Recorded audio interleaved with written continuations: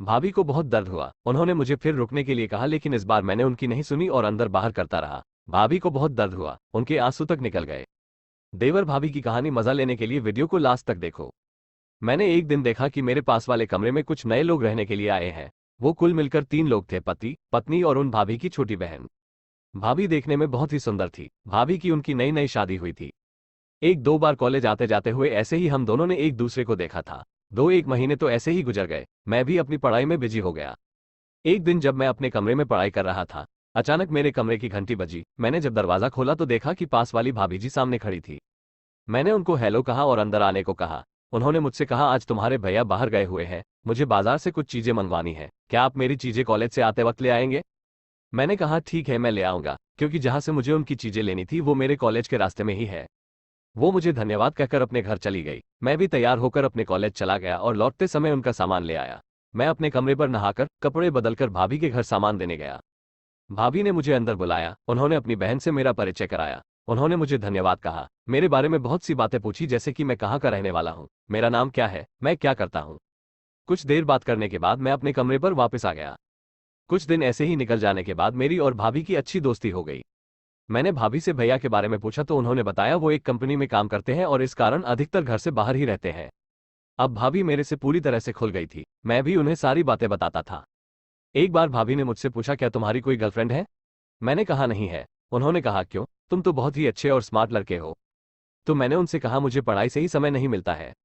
वो यह सुनकर थोड़ी खुश दिखी। मुझे उस वक्त तक नहीं मालूम था कि क्यों। कुछ दिन निकल जाने के बाद मैंने देखा कि भाभी उदास उदास सी रहने लगी है। पहले तो मुझे लगा कि शायद अपने घर वालों की याद आ रही होगी, लेकिन एक दिन मैंने देखा कि वो बहुत ज्यादा उदास है। वो मेरे कमरे पर यूं ही आई थी। मैंने उनसे उनकी उदासी का कारण पूछा तो उन्होंने कहा कुछ नहीं। पर मैंने उनसे कहा, अगर आप मुझे अपना अच्छा दोस्त समझती हैं तो मुझे अपनी दिक्कत बताओ। तो उन्होंने कहा, मुझे तुम्हारे भैया की बहुत याद आ रही है। तो मैंने कहा, उनसे बात कर लो फोन पर। तो उन्होंने कहा, मुझे जो चाहिए वो बात करने से नहीं मिलेगा। मैंने कहा, मैं समझा नहीं। उन्होंने कहा, शादी के बाद मुझे तुम्हारे भैया से पूरा सुख नहीं मिला है। पहले तो मैं समझा नहीं, पर एकदम मुझे लगा कि शायद भाभी प्यासी है। मैंने भाभी से कहा, तो फिर आप भैया को कुछ दिन के लिए यहीं पर बुला लीजिए।